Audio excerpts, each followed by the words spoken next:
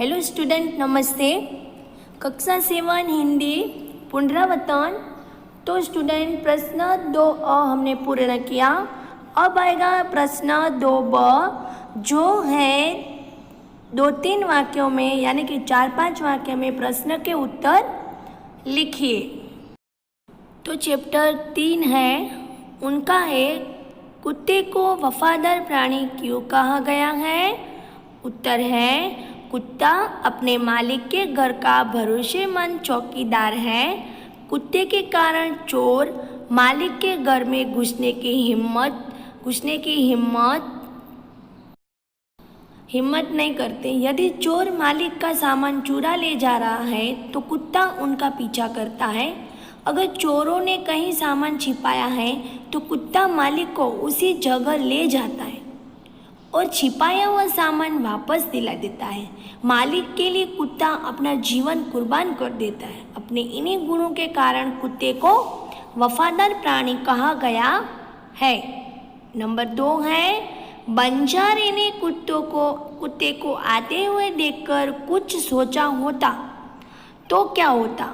उत्तर है बंजारे ने कुत्ते को आते देखकर कुछ सोचा होता तो कुत्ते पर लाठी से प्रहार नहीं करता और कुत्ता बंजारे पास पहुंच जाता तो बंजारा उसके गले में बंधी हुई चिट्ठी अवश्य देखता और उसे पढ़कर उसे खुशी होती और अपने कुत्ते पर गर्व अनुभव करता। अब है चैप्टर 4, उनका है पहला, फूल लगाने वाला सज्जन की कथनी और करनी में क्या अंतर था। फूल लगाने वाला सज्जन ने पार्क में एक तख्ती टांग दी थी और उस पर लिखा था फूल तोड़ना मना है। वहाँ से आने वाले लोग तख्ती को पढ़ते ही लिखी हुई सूचना के बारे में फूल नहीं तोड़ते थे। लेकिन एक दिन सुबह को तख्ती लगाने वाला वही सज्जन पार्क में फूल तोड़ते हुए देखा तो जिस काम करने में उन्होंने दूसरों को जो सूचना दी थी वह स्वयं कर रहे थे। इसी प्रकार सज्जन की कथनी और कथनी में बड़ा अंतर था। नंबर 2, कथनी और करनी के अंतर के विषय पर विचार लिखिए। मैं मानता हूँ कि कथनी और कथनी में एकता रखना वीरों और सज्जनों का काम है। कथनी और करनी उसी को एक सोच सकते हैं जो सत्यवादी पर निर्भर और साहसी है।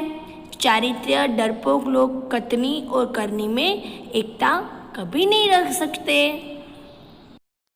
अब है काव्य 5, उनका है एक, हमारे देश की क्या विशेषता है।